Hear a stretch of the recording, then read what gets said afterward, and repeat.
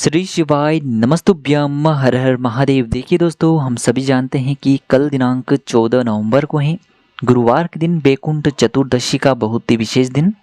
और यह दिन अपने आप में इसलिए खास हो जाता है क्योंकि यह हरि और हर के मिलन का दिन होता है, यानी कि भगवान विष्णु और भगवान शिव के मिलन का यह दिन होता है। और यह चतुर्दशी की तिथि विशेषकर गुरुवार के दिन पड़ी है, इसीलिए यह आपके जीवन से दुर्भाग्य को दूर करने वाली है, साथ ही साथ हमारे जीवन में सुख समृद्धि तथा वैभव की प्राप्ति करवाने वाली है। तो देखिए दोस्तों, आज के इस पूरे ही वीडियो में हम आपको 3 चमत्कारिक उपाय बताने वाले हैं। देखिए, कल बहुत ही शुभ और दुर्लभ संयोगों का निर्माण हो रहा है। कल सर्वार्थ सिद्धि योग का निर्माण हो रहा है और इस विशेष संयोग में आपको ये चमत्कारिक उपाय करने से नहीं चूकना है। देखिए, पूज्य गुरुदेव की ही कथा को सुन करके और समझ करके ही आपको समझाने का पूरा प्रयास करेंगे। लेकिन उससे पहले वीडियो को लाइक करें, चैनल को सब्सक्राइब करें और सभी शिव भक्त कमेंट में श्री शिवाय नमस्तुभ्यम या फिर ओम नमः शिवाय जरूर लिखें। देखिए दोस्तों, आज के जो ये 3 उपाय हैं, इनमें से आपको पहला जो उपाय है माता अशोक सुंदरी का बहुत ही चमत्कारिक और दिव्य उपाय करना है, जो आपके जीवन की दरिद्रता और दुर्भाग्य को समाप्त करने वाला है। दूसरा जो उपाय है बैकुंठ चतुर्दशी पर किया जाने वाला 14 दीपक का उपाय है, जो आपके जीवन की समस्त समस्याओं को समाप्त करने वाला है। और तीसरा जो उपाय है मात्र आपको चने की दाल से करना होगा, जो कि आपके सोए हुए भाग्य को चमकाने वाला है। तो आज के इस पूरे ही वीडियो में हम आपको 3 चमत्कारिक उपायों के बारे में बताने वाले हैं। तो चलिए दोस्तों, जान लेते हैं पहले विशेष उपाय के बारे में। देखिए, इस उपाय के लिए आपको एक प्यारी सी बेलपत्र लेनी होगी। इसी के साथ में आपको थोड़ा सा पीला चंदन लेना होगा और इसी के साथ में आपको एक तांबे के पात्र के अंदर शुद्ध जल लेना है।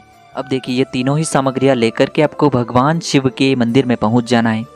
देखिए, सबसे पहले तो आपके पास जो एक बेलपत्र है, उसे आपको जो भी आपकी विशेष मनोकामना है उसे बोलते हुए भगवान शिव के शिवलिंग पर, जहां माता अशोक सुंदरी का स्थान होता है, वहां पर आपको अर्पित कर देनी है। देखिए, यह जो बेलपत्र है आपको माता अशोक सुंदरी वाले स्थान पर रखनी नहीं है, केवल आपको स्पर्श करवानी है। बेलपत्र को इस प्रकार से स्पर्श कराएं कि इसकी जो चिकनी साइड है वह शिवलिंग से स्पर्श रहेगी और इसकी जो डंडी है वह आपको जलाधारी की ओर रखनी है। अब देखिए, स्पर्श करवाने के बाद इस बेलपत्र को आपको पुनः उठा लेना है और बेलपत्र की जो तीनों पत्तियां जिस डंडी से जुड़ी हुई होती हैं, आपको एक गोल घेरे के रूप में दिखाया जा रहा है। उस डंडी पर आपको केवल एक पीले चंदन की बिंदी लगानी है। आपकी जो भी मनोकामना है, चाहे व्यापार से जुड़ी हो, नौकरी से जुड़ी हो, धन प्राप्ति को लेकर कोई मनोकामना हो, जो भी मनोकामना हो उसे बोलते हुए आपको यह बिंदी लगानी है। और यह जो बेलपत्र है इसे आपको भगवान शिव के शिवलिंग पर अर्पित कर देनी है। बेलपत्र की चिकनी साइड शिवलिंग से स्पर्श रहेगी और इसकी जो डंडी है वह जलाधारी की ओर रहेगी। इस प्रकार से अंत में आपको बेलपत्र शिवलिंग पर अर्पित कर देनी है। देखिए, जब भी आप इस बेलपत्र को माता अशोक सुंदरी वाले स्थान पर स्पर्श कराएंगे तब भी आपको अपनी मनोकामना को बोलना है, और जब शिवलिंग पर अर्पित करेंगे तब भी आपको अपनी विशेष मनोकामना को बोलना है। तो 2 बार आपको अपनी मनोकामना को बोल देना है और अंत में जो एक लोटा जल है इसे भी आपको भगवान शिव के शिवलिंग पर धीरे धीरे अर्पित कर देना है। श्री शिवाय नमस्तुभ्यम इस मंत्र का जाप करते हुए जो भी वार की बैकुंठ चतुर्दशी का तिथि पर पीला चंदन इस प्रकार से शिवलिंग पर अर्पित करता है तो उसकी बड़ी से बड़ी मनोकामना भी परिपूर्ण हो जाती है। चलिए दोस्तों, जानते हैं दूसरे विशेष और चमत्कारिक उपाय के बारे में। देखिए दोस्तों, यह उपाय बहुत ही खास और विशेष है, विशेषकर बैकुंठ चतुर्दशी पर ही किया जाता है। 14 दीपक का यह उपाय है। तो इस उपाय के लिए आपको मात्र 14 दीपक तैयार करने हैं। देखिए, आपको 14 दीपक इसीलिए लेने हैं क्योंकि चतुर्दशी की तिथि है, कार्तिक का महीना है। देखिए, पूज्य गुरुदेव ने कहा है कि आपको इस दिन 14 दीपक अवश्य रूप से प्रज्वलित करने चाहिए, लेकिन आप 14 दीपक प्रज्वलित नहीं कर पाते हैं तो केवल आपको ये 5 दीपक इन 5 स्थानों पर अवश्य ही प्रज्वलित करने चाहिए।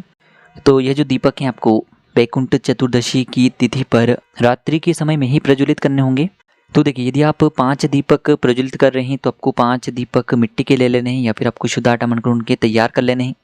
तो दोस्तों, यदि आप 14 दीपक प्रज्वलित करने वाले हैं तो फिर आपको 1 दीपक गोल बाती का तैयार करना है। बाकी की जो 13 दीपक हैं वो आपको लंबी बाती के तैयार करने हैं। और यदि आप 5 दीपक प्रज्वलित करना चाहते हैं तो फिर आपको 1 दीपक गोल बाती का तैयार करना है। बाकी के जो 4 दीपक हैं वो आपको लंबी बाती के तैयार करने हैं।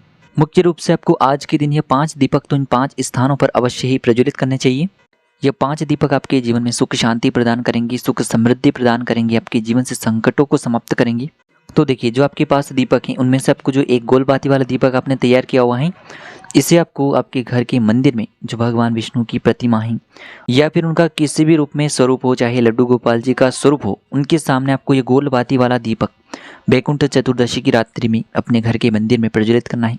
गोल बाती के दीपक को प्रज्वलित करते समय आपको ओम नमो भगवते वासुदेवाय इस मंत्र का जाप करना है। अब दोस्तों आपके पास 4 दीपक और शेष बचे हुए हैं, तो इनमें से आपको पहला दीपक अपने रसोई घर में प्रज्वलित करना है, यानी कि आपके घर में जहाँ कहीं भी किचन है वहाँ पर आपको यह लंबी बाती वाला दीपक प्रज्वलित करना है। अब तीसरा जो दीपक है लंबी बाती वाला, इसे आपको तुलसी जी के पौधे के पास में प्रज्वलित करना है और आपको इस दीपक को प्रज्वलित करते समय भी ओम नमो भगवते वासुदेवाय इस मंत्र का जाप करना है।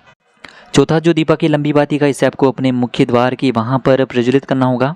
देखिए मुख्य द्वार के वहाँ पर आपको इस प्रकार से दीपक को प्रज्वलित करना है कि जब भी आप मुख्य द्वार में प्रवेश करते हैं तो आपके सीधे तरफ आपको ये दीपक प्रज्वलित करना है और दीपक की जो बाती है इसका मुख आपको बाहर की तरफ रख करके इसे प्रज्वलित करना है। अब दोस्तों 5वां जो दीपक है लंबी बाती वाला, इससे आपको भगवान शिव के मंदिर में प्रज्वलित करना होगा। आप इस दीपक को भगवान शिव के मंदिर की चौखट के वहाँ पर भी रख करके आ सकते हैं। देखिए आपको इस वैकुंठ चतुर्दशी पर इस दीपक को प्रज्वलित करते समय भगवान शिव से प्रार्थना कर लेनी है कि हमारे जीवन में जितने भी संकट समस्याएं हैं उन सभी को आप समाप्त करें।